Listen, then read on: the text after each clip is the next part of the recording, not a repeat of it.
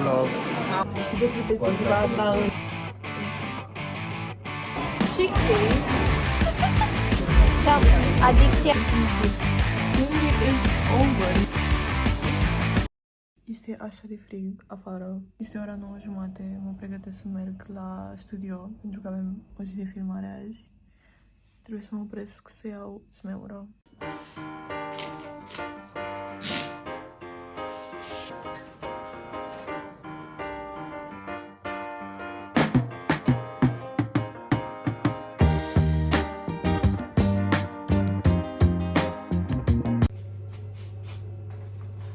Știu cum să mă machez. Mișu mi-a dărâmat un Lego și se joacă cu o bucată din el acum. Nu există un Lego complet în casa asta. Urmează să mă duc la un vernisaj. Mi s-a plăștit părul foarte tare când am făcut duș. Am așa acasă mai devreme, am fost la un eveniment și acum mi-am făcut duș, trebuie să mă machez, să mă schimb, să merg la vernisaj. M-am reîndrăgostit de blush-ul ăsta de la Rode, am avut o perioadă în care nu l-am folosit. Am folosit foarte mult vara, după m-am oprit și acum am început să-l folosesc din nou și I love it. Nuanța Sleepy Girl, ăsta pe care l-am și este amazing. Și îmi place să mă dau cu el după ce mă dau cu pudră, pentru că îmi dă așa un look dewy. Mi-am dat doar cu puțin creion maro. Sunt de dreptul terifiată de faptul că o să trebuiască să iau un Uber până la Casa Presei pe aglomerația asta, pentru că e din ora 6. Dar în același timp nici nu știu cu ce aș putea să ajung acolo. În ultimul timp mi se pare din ce în ce mai greu accesibil Bucureștiul din punct de vedere transport în comun. Cred că și din cauza zonei în care stau, că mai degrabă ajung pe jos în locuri decât dacă ar fi să iau un autobuz, că trebuie să schimb 7000 de autobuze și mi se pare că metroul nu e aproape de nimic, din niciunul din locurile în care am treabă și trebuie să ajung. De asemenea, de fiecare dată când zic că o să iau autobuzul, ce vreau să fac? Flacă. Ajung să merg cu Uber-ul pentru că nu vine autobuzul la ora la care ar trebui să vină. Transportul public din București este on my betrayal list. Înainte mi se părea foarte greu să te îmbraci pentru evenimente iarna, dar acum am descoperit formula perfectă de outfit în care nici nu ți-e așa de frig. Primul pas este să-ți iei o rochie de satin, mai arată cam așa.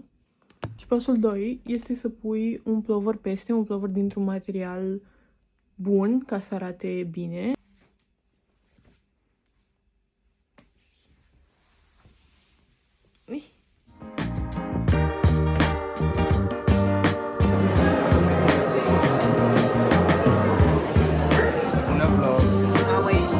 Focusat complet, dar mă rog. Cred că cel mai mare red flag al meu este că mereu mă grăbesc să ajung undeva. Pentru că mereu sunt puțin în întârziere și mereu mă grăbesc să ajung în locuri sau mereu întârzi în locuri. Dar nu întârzi tot la nesimțit. Nu întârzi jumătate de oră, întârzi 50 minute. Mereu. Nu există. Înainte să merg la yoga, fac și cardio. Pentru că merg pe jos. Sau alerg.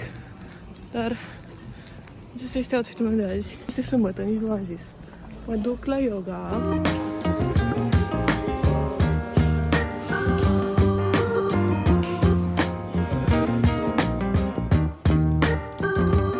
Cum a fost? Cum a fost la yoga? Da. Me and both pose, we don't get along. Yeah. Era să muști din ce mai devreme. Am I mean, puțin, gen. the shoes. Dar colanții termo de desubt. Nu ne-am întrebat cum ne îmbrăcăm, deci zici că suntem a lesbian couple right now. Unde mergem? Unde mergem? La cafea.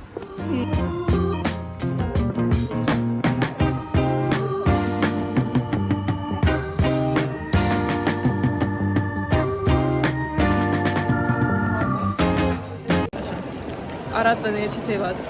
Deci am venit în mall, Livia și-a schimbat husa de telefon și și-a pus și folie. Este aglomerat. Așa. Și acum... The nails. Period. Așa.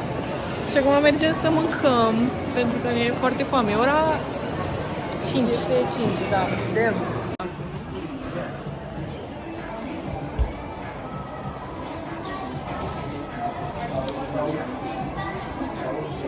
Chickpeas. Da, deci avem mâncare. Prezintă-ne. So we have a pesto chicken bowl with ew. Never mind. Some dressing. Și tu ai pui posturoi ca la români. Great success. Aioli chicken, sorry. Sorry. Sorry.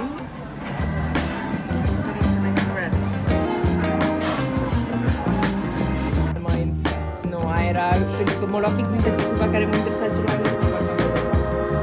Și vorbește foarte mult și despre perspectiva asta în How Could You Prevent It. Și dacă ar fi să testezi pentru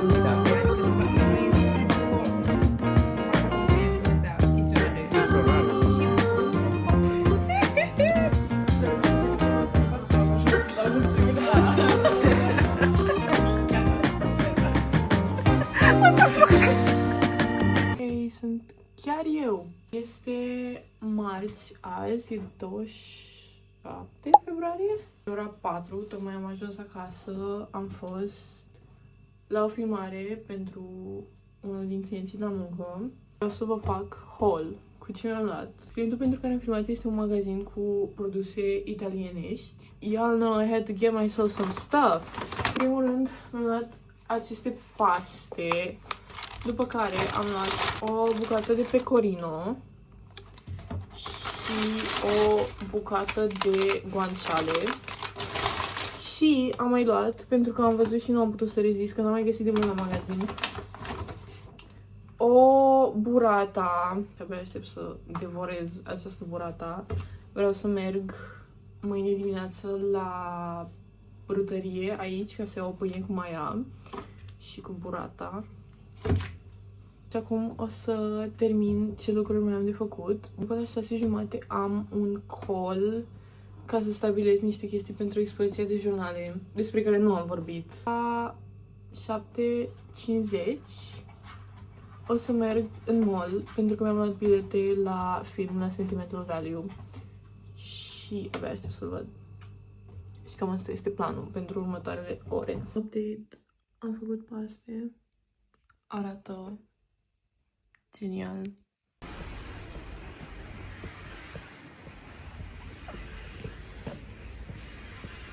Bună dimineața, am fost și am luat pâine.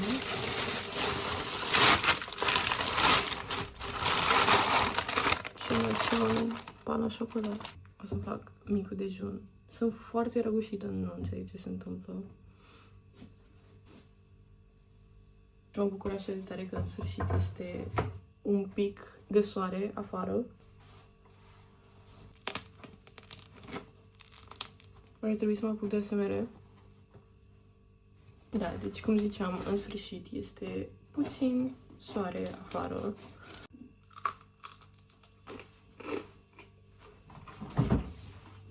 Avem burrata pe care am cumpărat-o ieri. Știți deja obsesia mea pentru această apă. Nu mai zic. De timp mi-au ajuns și 2 colete de pe Zalando, așa că o să facem un mic unboxing. Ok, deci mi-am luat în primul rând o pereche de cizme care sunt până la jumătatea gambei, pentru că aveam doar cizme înalte și sper că asta arată mai bine dacă îți bagi blugii în ele. Sunt foarte frumoase. Sunt maro. Se văd negri, este foarte întuneric. Acum ne vedeți. Și în coletul ăsta mai avem o bluză. Am luat-o doar ca să am ce să port pe sub plovări și chestii cât încă e frig. Mi-am luat acest hanorac de la Weekday, pe care probabil l-ați văzut, a devenit destul de popular. Singurul meu concern este că l-am luat în mărimea S, pentru că nu aveau XS și e oricum oversized. Dar cred că ar trebui să fie bun. Practic are materialul ăsta foarte dens, așa, foarte structurat. Mi-am mai luat o pereche de pantaloni de yoga. și ăștia sunt foarte drăguți. Și piesa de rezistență este o geacă de blană. Pentru că am văzut că se poartă din ce în ce mai mult în ultimul timp. Mie personal nu mi-a plăcut niciodată cum stă cu ele, dar am găsit una foarte frumoasă. De asemenea, eu nu dețin o geacă de iarnă. Este blană falsă, bineînțeles, dar am încercat să caut una care să nu aibă neapărat luciul ăla de plastic, dacă știți ce zic. Ok, trebuie să probez. Sunt ciudat. Sunt și în pantaloni de training acum, ceea ce nu e neapărat the best look pentru o geacă de blană. Fit, îmi place super mult. Pot să port și așa, ceea ce e nice, dar I don't know. Și hanoracul, care este cute. Hanoracul e cute, hanoracul nu mă supără. E un pic dubios ca structură, dar arată bine. Pantalonii îmi plac super mult, sunt foarte confortabili. Bluza este un pic ciudată pentru că e destul de largă la mâneci, dar aici este foarte strâmtă, dar în același timp nu e inconfortabilă. E doar un pic ciudat. Dar, da, o să păstrez tot ce mi-am luat. Am aici micul dejun. Mi-am scris ce trebuie să fac azi. Let's get to work. Bună dimineața! Este în sfârșit ultima zi din ianuarie. Mă simt de parcă a trecut un an. Și it's finally over. Mă rog, astăzi este 31. Este sâmbătă, este 10:30 acum. Și mă pregătesc să merg la yoga. Ador faptul că mi-am creat acest mic ritual sâmbăta în care mă trezesc, am un pic de timp pentru mine, după merg la yoga, unde de obicei mă întâlnesc cu Livia și după mergem să bem o cafea sau mai lucrăm la chestii împreună. Și este așa ca un început de weekend foarte comforting, pentru că știm mereu că o să se întâmple asta. Și a devenit așa o rutină, a devenit parte dintr-un ritual. Este foarte plăcut. Cred că dacă aș da skip un weekend la chestia asta, aș simți că nu e weekend, nu știu. Se termină clasa de yoga și ies pe ușă, simt efectiv că a început weekendul, că gata, I'm free. Și astăzi sunt extra entuziasmată pentru că Livia face jurnale din piele, dacă nu știați, și mi-a făcut și mie unul. Și este absolut superb și abia aștept să îl primesc. Am făcut și micul dejun, vreau să vă arăt. O văz în care am pus măr ras, scorțișoară și miere și pe deasupra am tăiat restul mărului și l-am fiert, nu l-am fiert. L-am călit, să spunem. L-am pus în tigaie cu scorțișoară și cu miere și cu un pic de apă și l-am lăsat să stea acolo. Și am pus și niște banană, pentru că aveam banană. Taste test. Sper să mă frig. Este approved, este foarte bun. Și pe lângă asta am și un smoothie. Partenele lui. Și acum e CK. CK.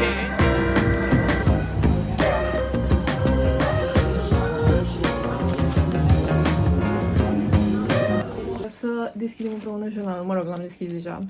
Dar vreau să vă arăt. Este minunat, este minunat. Deci, ideea asta cu chestiile astea, so pretty. Și aici avem un charm cu soare. Și mi-a pus Livia, mi-a ales ea aceste charmuri. Și avem o steluță, perluță. Și acest charm este o rodie. Gata, we have it. Mi-am pus toate jurnalele înăuntru.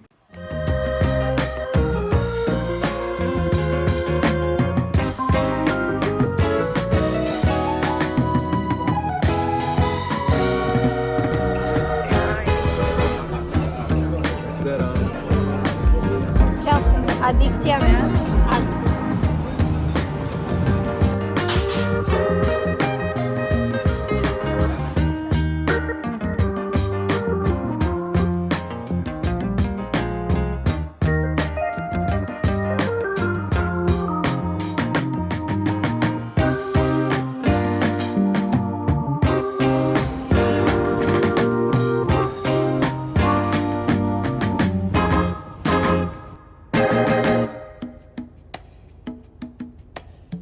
că este prima duminică in a long time când nu am Sunday Scaries. Este duminică seara, e aproape 10, e destul de târziu. Am ajuns acasă mai devreme, am hainele întins.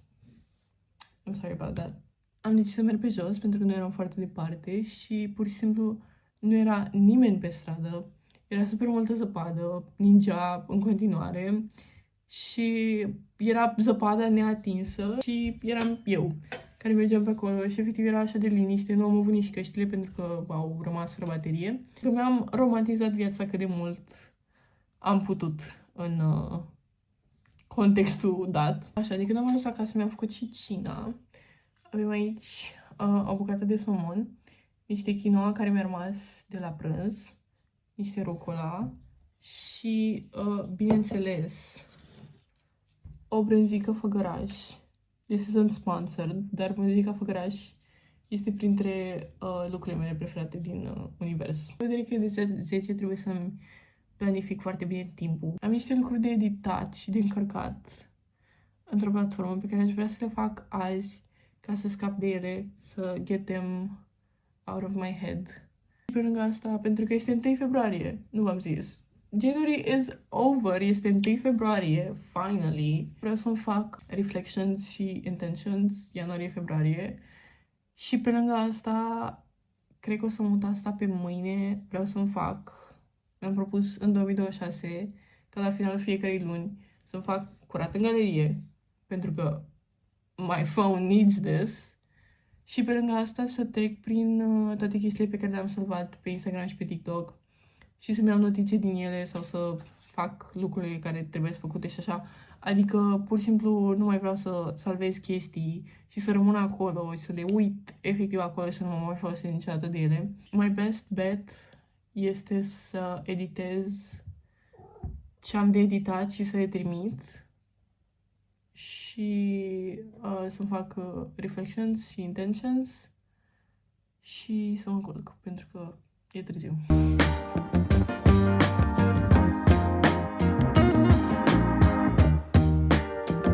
Știți că ziceam că în sfârșit e cald și că n-am mai nins? E bine, afară sunt minus 10 grade acum. Și pe bucuria mea, măcar este soare. Ceea ce e mult mai bearable. În altă ordine de idei, este marți, este 3 februarie, este ora 9 și ceva. Am făcut aici micul dejun. Avem niște omletă cu spanac și roșii și brânză, niște castravete, pentru că mai aveam o bucată mică de castravete în frigider, și 2 nuci de Brazilia și, bineînțeles, un kefir. Mi se pare că în vlogul ăsta v-am arătat foarte mult ce mănânc, dar dacă vă place, I can keep doing that. Am și nucile de Brazilia, pentru că încerc să mănânc 2 nuci de Brazilia pe zi, pentru că aparent au seleniu. Și mai am așa niște obiceiuri de care chiar m-am ținut în ultima lună, ceea ce e destul de impresiv. Am băut un pahar de apă călduță în fiecare zi după ce m-am trezit, pentru că ajută la digestie și să-ți trezească sistemul. Și am făcut drenaj limfatic pentru față, gen facial massages, și nu știu dacă se vede vreo diferență neapărat, dar mă ajută super mult să mă trezesc dimineața, gen, și se și vede pe fața mea că nu mai e fața așa umflată ca după somn. Vlog update, am un nou lip combo, pentru că tocmai am primit acest colet de la NYX, care este acum la mine pe pat, pentru că nu știam unde să-l pun. Și a fost efectiv un jeleu în care erau produse. A fost cel mai fun lucru pe care am făcut în ultimul timp. Bună ziua, prieteni! Este miercuri, este ora 1, aș tinde să zic. Și sunt îmbrăcată pentru că sunt pe hol, trebuie să mă încalț, să plec. Inițial vreau să merg la birou, pentru că am un meeting la 3 și am zis că mai stau un pic la birou până la 3, mai fac chestii. Dar mi s-a decalat meeting-ul cu jumătate de oră și am zis că o să merg la cafea. Pentru că eram deja îmbrăcată, this is my outfit, trebuie să mă încalț. Da, o să merg la cafea, să lucrez, o să stau cam o oră. După o să plec spre birou, trebuie să mă opresc să-mi iau ceva de mâncare. Este un mister programul meu în ziua de azi, dar am zis să filmez și să vă iau cu mine.